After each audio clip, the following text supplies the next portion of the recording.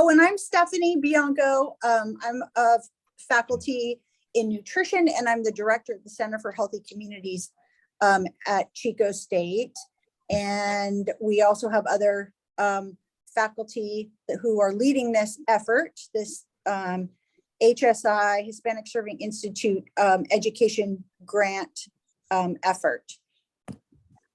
So nice to get to meet you as well, Dr. Gonzalez. I'm Robin Donatello. I'm a statistician at Chico State, faculty in stats, but then also PI on this kind of career grant here. So really appreciate you taking the time to be with us. No problem. I have to say it's always weird to hear Dr. Gonzalez. So just please call me Jeff. Okay. We can do that. That's completely okay. Yeah, no, I definitely appreciate the invitation. I think when Juan reached out to me previously, and I do apologize, you will see two dogs in the background. They are getting comfortable. They are freshly groomed from their haircut appointment yesterday. But I think when Juan reached out to me to do this, I absolutely said yes. And I was previously at the U.S. Department of Agriculture and the Economic Research Service, but now I am currently I have a fancy title. So I am the director of the Mathematical Statistics Research Center in the Office of Survey Methods Research at the U.S. Bureau of Labor Statistics. So that's within the Department of Labor. And BLS, as I'm sure everybody knows, is responsible for the monthly labor report, the inflation numbers that are coming out.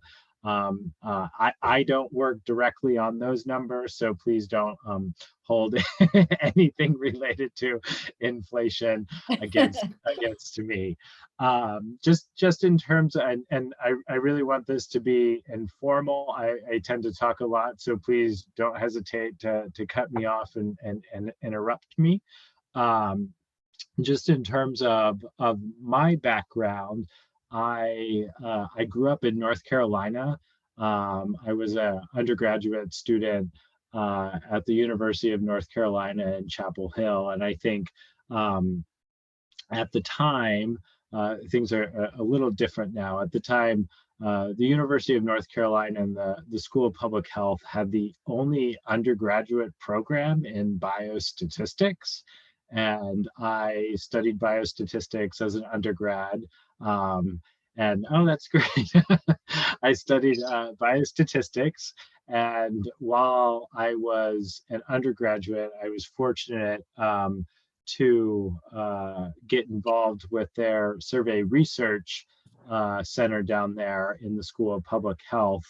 And at that time, statisticians like me who were really interested in survey sampling and survey statistics got their training in biostatistics. So after I finished my undergraduate degree at North Carolina, I went to the University of Michigan in Ann Arbor in the School of Public Health to get my master's degree in biostatistics while staying in touch with the survey sampling, the survey design aspects of applications in statistics. I was going through a phase as I was finishing my master's degree about what to do next. And I had this notion that I want to be a professor of statistics. So in order to be a professor of statistics, I had to go to the most theoretical statistics program that I would get accepted into. So I ultimately went back to the University of North Carolina to start a PhD in mathematical statistics. And what I soon realized is that I like talking to people, and I like being able to communicate about things that people understand it, and mathematical statistics is a very hard field, and a very few people understand a lot of the theory, driving a lot of this theoretical statistics. And I was 3 semesters in, and I made a decision that if I got a job before the start of my 4th semester, so this was back in 2006, 2007, that I would leave my program and go essentially figure out what I wanted to do. And I was fortunate enough to get a job at the Bureau of Labor Statistics. I started in January of 2007.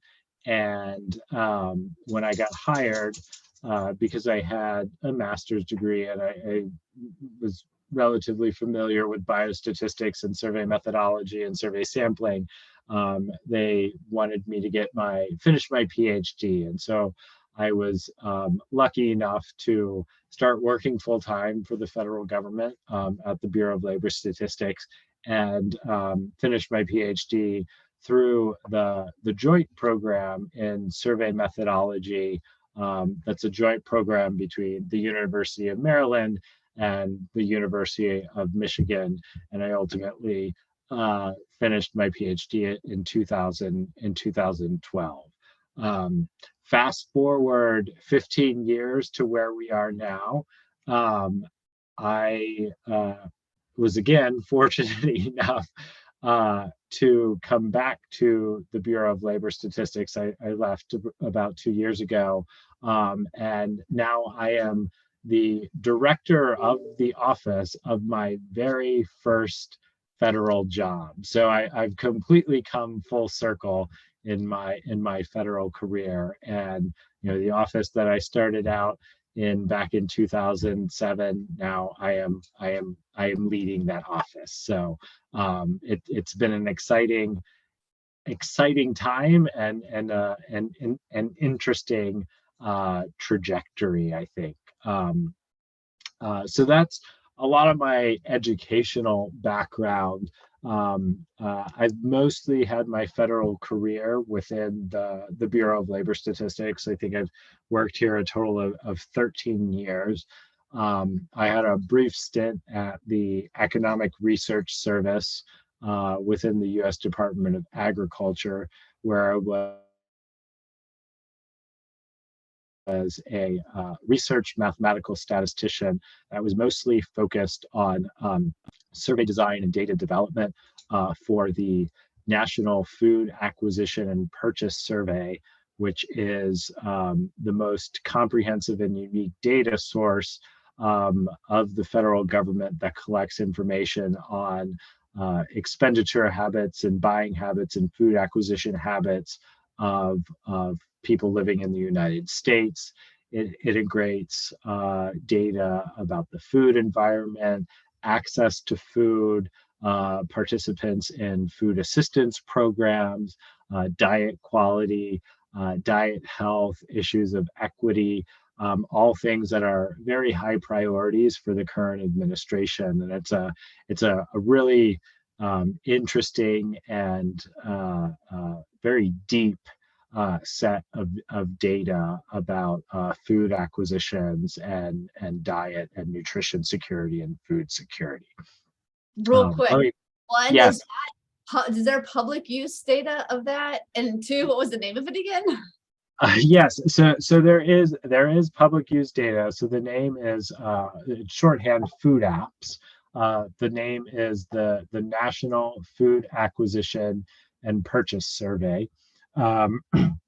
Part of a lot of my work, which I started in December of 2009, and then 2019, and everybody pivoted to virtual environments. So a lot of my interactions with my ERS colleagues was over Zoom and Microsoft Teams. But the survey was first conducted in 2012 and 2013, and obviously the surveying environment, the acquisition landscape, how people are acquiring food has changed dramatically over the last 10 years, and even in the last 2 to 3 years, due to things like the increase of online ordering, people using apps to buy food, to acquire food, delivery services like Postmates and Uber Eats, all are new ways by which people acquire food.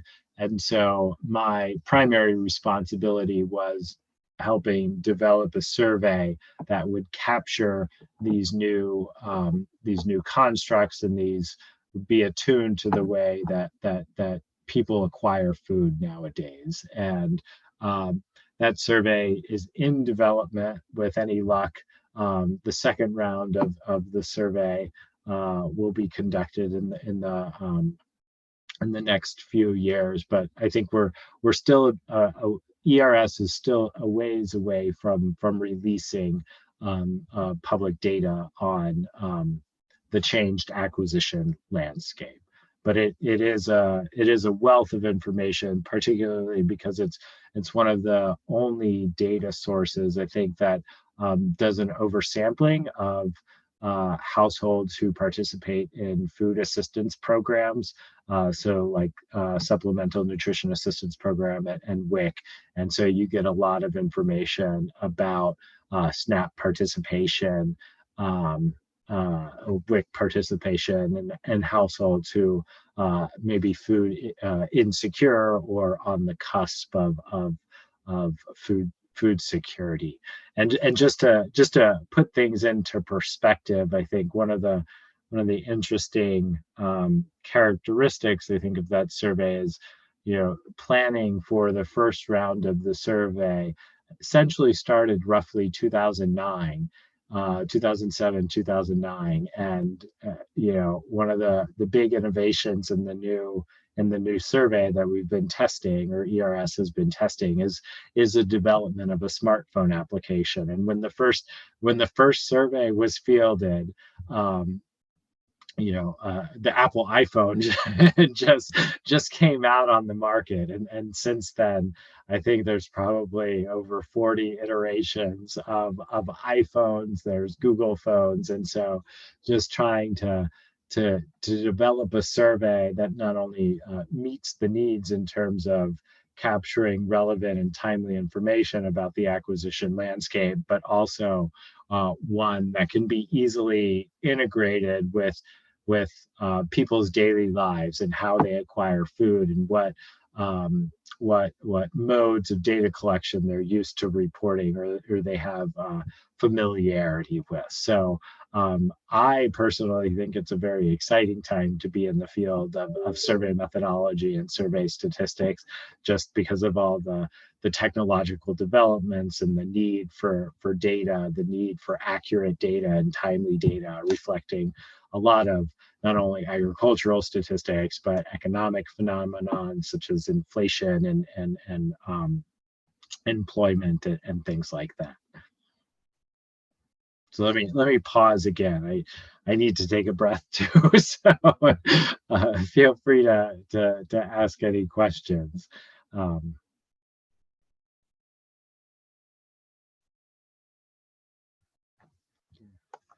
What do you like most about? Oh, okay, hold on. Let me open the chat a little bit.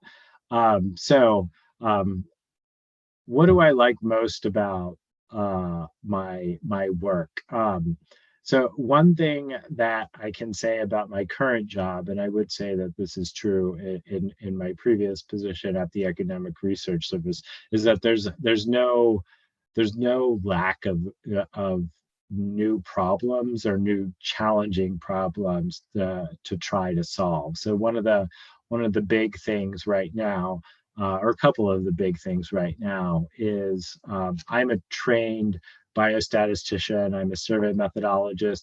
I would by no means call myself a data scientist. I shy away from data sciencey things, but now that's a very popular field of study, and there is this integration of data science tools within survey statistics, within the survey lifecycle, with how we produce data, the methods and the tools that we use to process data, to edit data, to make estimations and inferences are all starting to gain steam in our standard processes. And so it does in some sense force me to learn about some of those topics, but it's figuring out how we could blend, sort of classical statistics, regression modeling and design-based inference with these newer, more computationally heavy machine learning algorithms, and what we can learn from those. I think the other good thing about working at a place like BLS is as it BLS collects information on all aspects of the economy, and the economy is forever changing. So there's always going to be new things to measure, whether or not we measure those from individual households, whether or not we measure them from establishments. I think there's always new problems sort of unfolding about what are the key questions in the economy that need to be answered. What are the key priorities of the different administrations that come and go? This current administration, their priorities relate on things like equity and climate change and things like that, and a new administration might have different priorities. And so we have to make sure that not only do we have our standard principal federal economic indicators that are released on a regular schedule, but we also have to be attentive to these other priorities or other aspects of the labor market or the economy that need to be reflected in some of our surveys and our data collection efforts.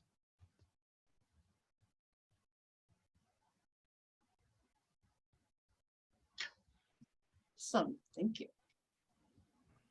What about some of the things that you don't enjoy about your job? There are too many to list.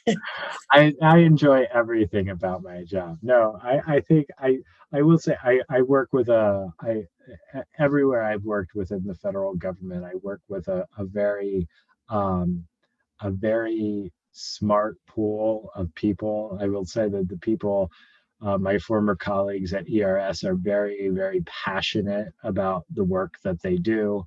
The work that they do is very important because food insecurity and nutrition insecurity, those are access to food are very, very important topics nowadays.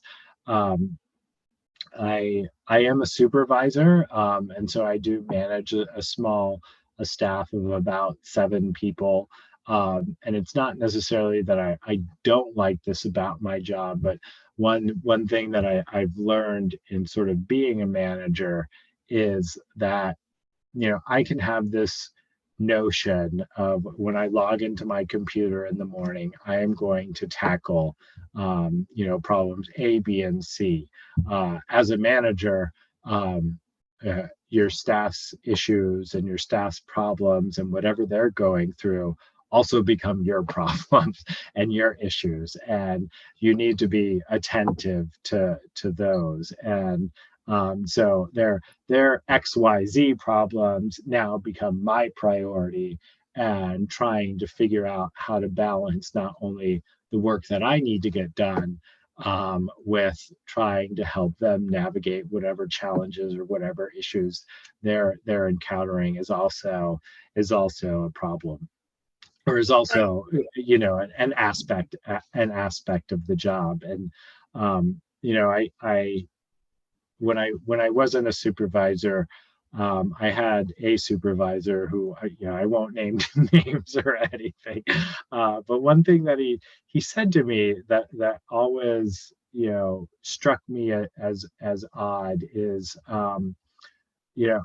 email is someone else's agenda, and that always struck a chord with me a little bit, because as a supervisor or as a manager or as somebody who's leading an organization in whatever capacity, you're there to help. You're there to help guide people, facilitate conversations. And, you know, the way in we work now within this virtual environment, email is sometimes the only form of communication that we can have with people. And I would never view an email as someone else's agenda, because as a supervisor, their agenda is also on my agenda as well. Yes, usually the supervisors that aren't the best, that are the ones you learn the most from. Yeah, You learn what not to do, or yeah, yeah. Yeah, I wanted to also thank you for bringing up the fact that you didn't necessarily realize, or there was almost a little bit of fear in mentioning data science, or taking on data science, learning that path. And as a nutrition and biochemistry background, absolutely was fearful. And I'm like the greatest cheerleader for data science there is now, because of what you had mentioned. When we're working in public health sector, really any sector, and we're collecting survey data, right now, what Robin and her team have done have essentially eliminated the human error and automated everything. So when you do have that mobile device, that survey on that mobile device, and it automatically feeds into a system that will respond using code or whatever you're using, we're just becoming much more efficient, and that it applies to really every field, which is nice. You said you had the biostats, ERS.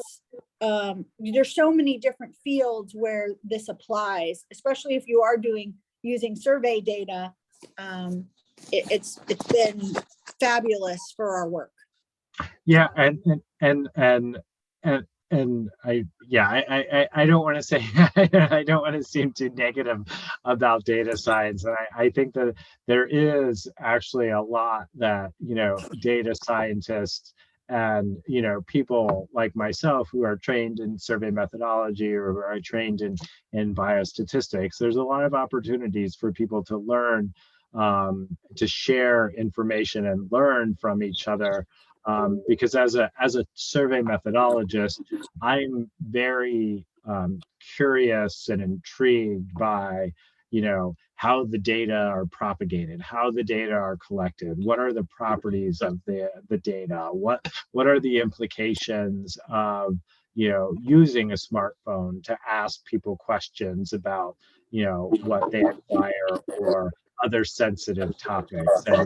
And you know, there's a lot of data science tools, I think, that could help in terms of understanding sort of the data on the back end, the models that are being used to process or clean the data, how to identify outliers. So I think it's important to have, you know, both a set of data scientists who can inform, you know, the automated coding, the data processing, editing, and imputation, as well as the people who are more theoretical or curious about the data propagation or the theoretical aspects of what this estimator means, or what, you know, are the assumptions underpinning some of the models that are being used.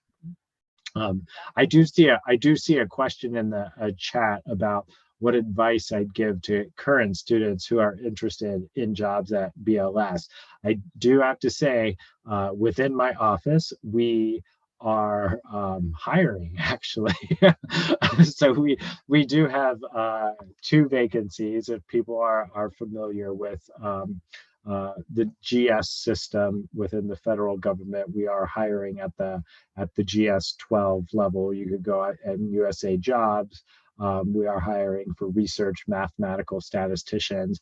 There are there's a huge push at BLS to hire a lot more data scientists, as well as economists.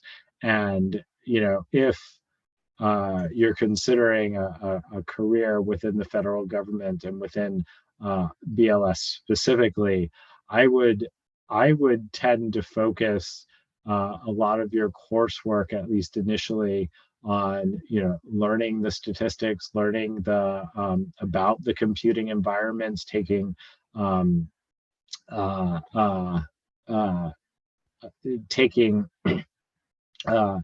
statistical programming courses, because I think those skills are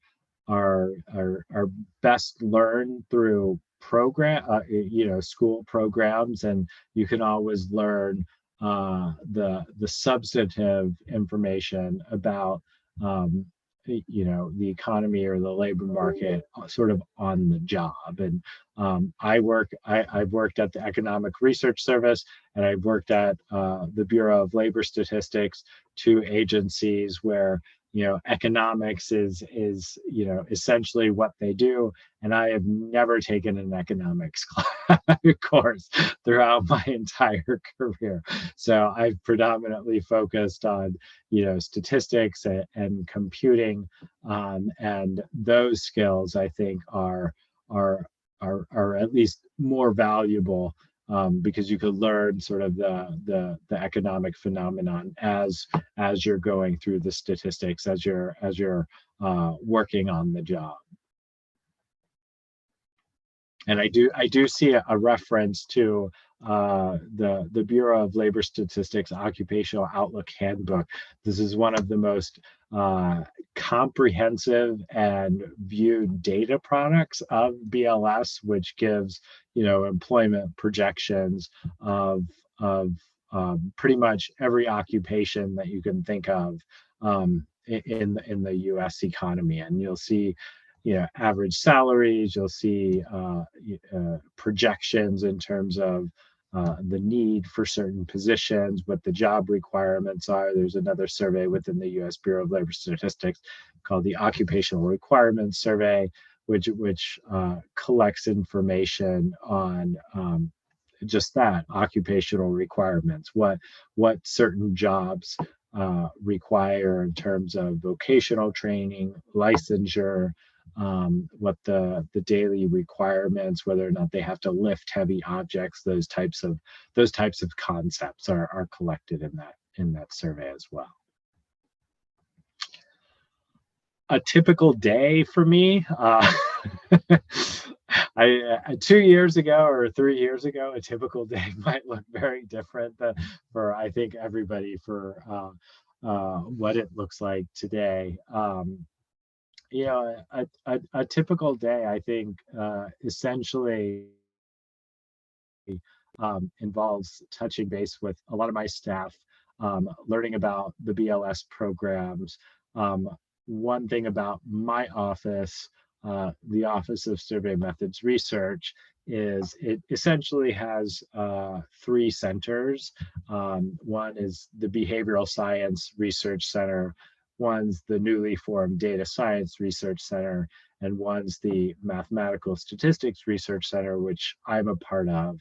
And you can think of the Office of Survey Methods Research as sort of the Bureau's primary research consulting firm, so entity. So any mathematical or statistical problem that's hard comes to our office. Anything that relates to survey design might come to our office, and we basically provide support to all BLS programs on all aspects of the survey lifecycle. So it's a matter of learning what my staff are doing, trying to figure out who has the expertise to solve a particular problem that a program office, a survey program might come to us with, and then essentially just sort of navigating, for lack of a better phrase, navigating the bureaucracies of working within the federal government, I think. We have a heavy focus on training and professional development. One of the good things about my office and the research positions in my office is that there's a clear sort of promotional promotion track within the job series, meaning, an entry level researcher can get promoted to a higher level grade as they're going through their professional development. They're fine tuning their expertise. They're learning about BLS. They're doing research that either has impacts to the broader statistical field or has some impacts to the programs themselves. The interview process for a statistician job, I would say it's pretty standard. I mean, I think one of the things that we look for when we're hiring, we have two broad specialized experience sort of requirements that we kind of look for. One is the ability to do research, and that could be broadly defined. I mean, we tend to focus on methods development, maybe the more theoretical aspects of statistics, but just this notion of being able to identify a problem, come up with a solution, execute a method to propose or solve that problem, and then come up with some hypotheses, do some data analyses, and then communication is another big aspect. A lot of the jobs of statisticians, and I think this is often overlooked, is that we're service oriented.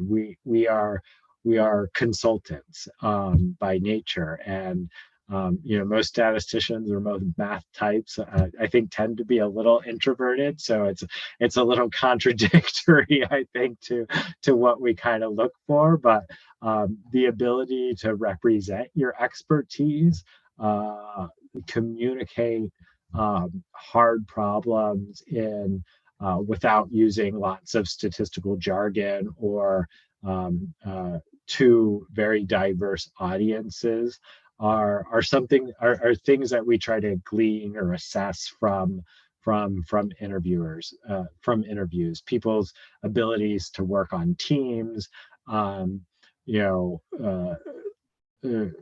to understand situations where someone might have failed at something and what they learned during that failure.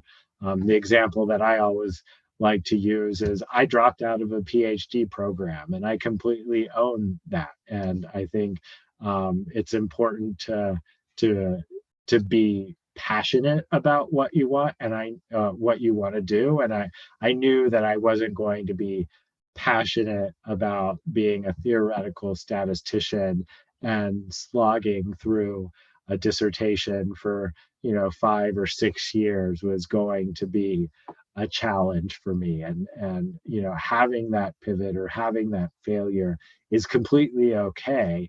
It's just a matter of how you come out of it and what the next step is for you. And as long as you can own it and you can acknowledge it and convey what you've learned from it, I think it's admirable to be able to do that. So I can try to briefly explain the GS classification system within the federal government. So GS is short for General Schedule, and basically the GS pay system is the Office of Personnel Management's sort of standardized pay scale for most federal employees. So positions like that are in STEM fields like statisticians or data scientists, If you're coming out with a bachelor's degree from an undergraduate institution, you generally qualify as a GS7. With a master's degree, you generally qualify as a GS9. And within each of those levels, there's a base level salary that people get paid. And then within that base level, there's what we call steps. And so your step increases, or when you get more pay, is based on weeks in service or time in service. So if I were a GS9, just starting out with a master's degree, I would be a GS9 step 1. I think that salary roughly runs around $60,000 for more, I think maybe slightly more. And then once I perform successfully within my grade for that year, then I'm automatically promoted to a GS9 step 2. Some positions, particularly the MassStat positions within the Bureau of Labor Statistics, they're what we call career ladder positions. And most start out at the GS7. If you perform successfully at the GS7 after 1 year of service, you get promoted to the GS9. After another year of service, you get promoted to the GS11, and then at another year of successful performance, you sort of reach a career ladder cap of GS12. And so within the span of 4 years, your salary can change quite substantially. What do I wish I had taken specifically in school? So I think one of the benefits of going to an institution like the University of North Carolina is that you get a liberal arts sort of education. You get exposed to all, you have to take a social science requirement, you have to take history requirements, you have to take foreign language requirements. Math and science requirements. I came in with a lot of credits based on AP classes in high school, but it's not about courses that I wish I had taken. I wish I would have taken the opportunity to go study abroad. I think that's if I could do it all over again. I had this notion that I wanted to graduate really quickly and take fewer classes, and I totally did that, but I sacrificed the ability to go study abroad, be exposed to different cultures and formally learning a foreign language. And I think nowadays, if you are in those STEM type fields, there are at least from what I understand at my university, there are a lot more opportunities to take those STEM type classes through a foreign through a study abroad program. And I think that would have been a valuable experience.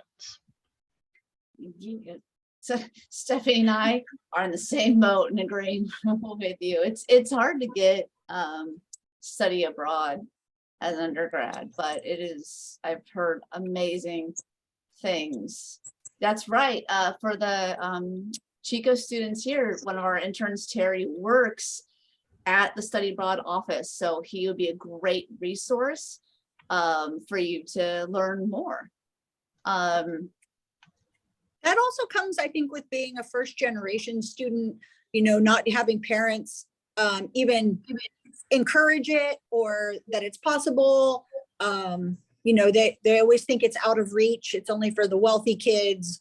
There's a lot to that. And I wish I had been encouraged also. I think I would have learned even much more with that experience. Yeah, and I think I did not get exposed to, I think, some of these opportunities. You know, we're having sort of a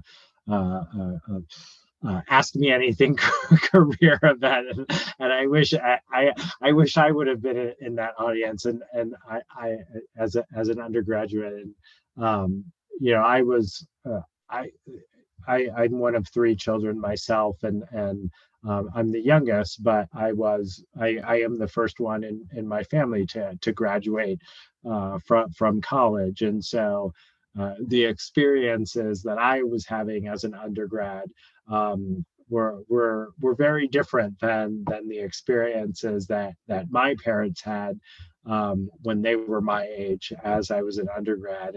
And you know, it is an interesting situation because all throughout your life and through your early years, you look up to them for guidance and insight and at some point, you know, I remember my mom couldn't help me with my calculus homework anymore, and you know, you're sort of just navigating these things yourself, and that's going to graduate school was a completely foreign concept to them as well. And I know that they're proud of me at this point, but it's you know, having to navigate those certain things and figuring out them on your own.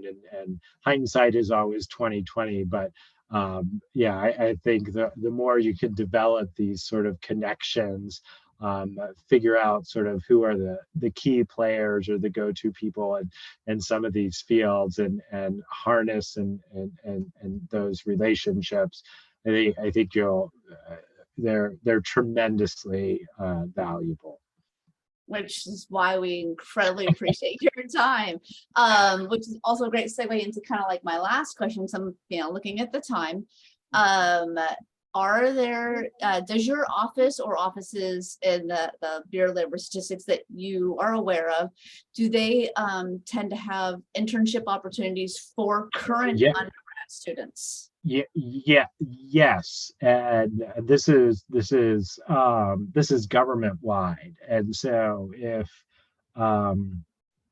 there's something called the Pathways program, and they you could go on USA Jobs, search for Pathways. I will say ERS, I think, leverages Pathways a lot. At least when I was there, they leverage Pathways extensively, and they're just an opportunity to get, you know, undergraduate students, even, you know, early master's degree students on board for a summer. They do a research project, they get paired with a mentor, and you know, they a lot of Pathways students have been hired rehired at the agencies through those programs. There is also at ERS, and I'm not sure whether or not BLS takes advantage of it, but there is a program called the HackU internship program, which is the Hispanic Association of Colleges and Universities.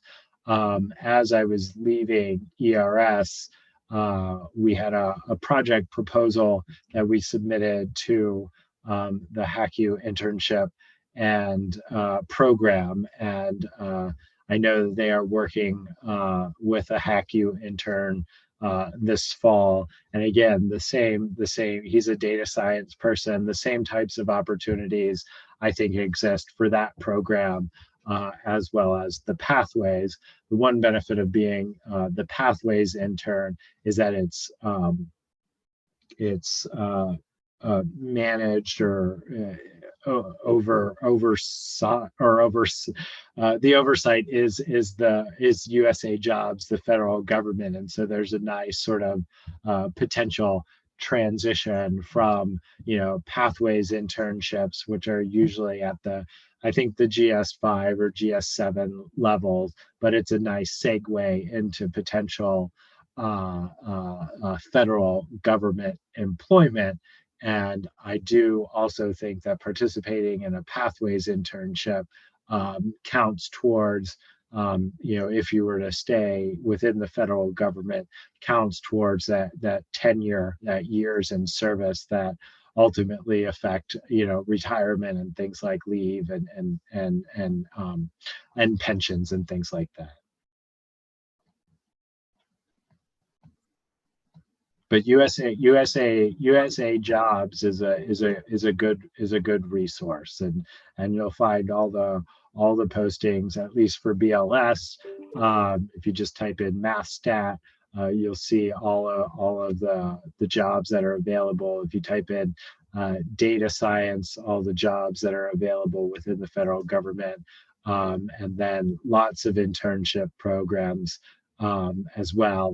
And now is really the time to start paying attention to those, because I know when we brought on some pathways interns when I was at ERS, this is the time where applications are being solicited.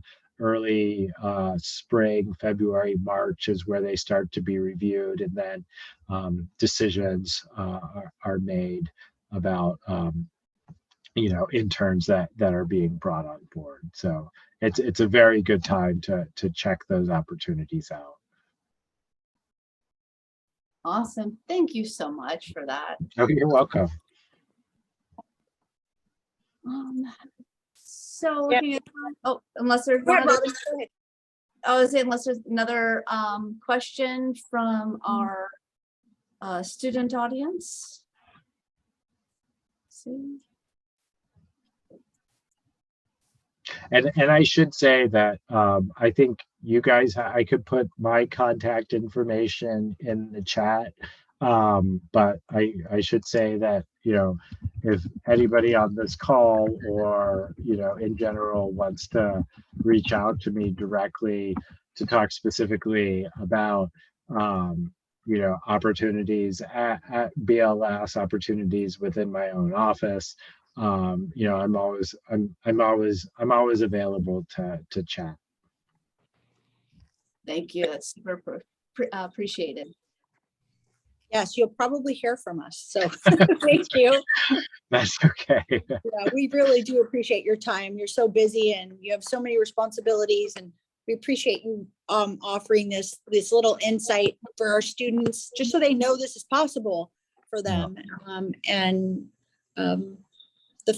Especially the fact that you did this all on your own as well, being a first generation, that's difficult. And so thank you for being a great model to our students.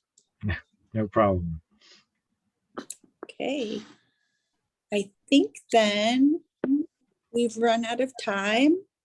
And Robin, is there anything else you wanted to add?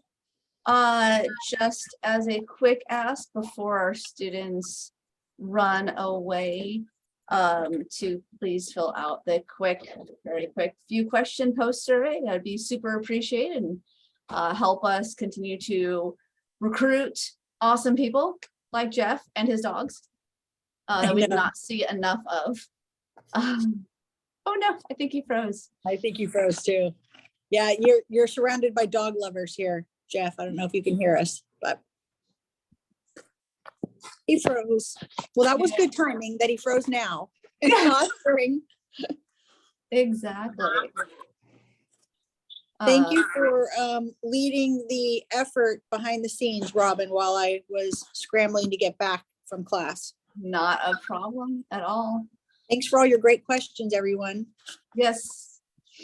And very insightful. One more speaker this semester in 2 weeks, beginning of the last November 30th. So keep an eye on our page, social media, and for the links to the next speaker. Okay. Have a great day. Okay, bye.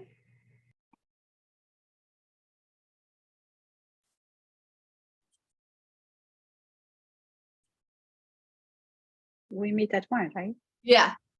I'm like giving it like 30 more seconds to see if he pops back in, but I'll just end it. That was Yeah. great. Take a was very break. insightful. Yeah. All right. I will see you Bye-bye. later.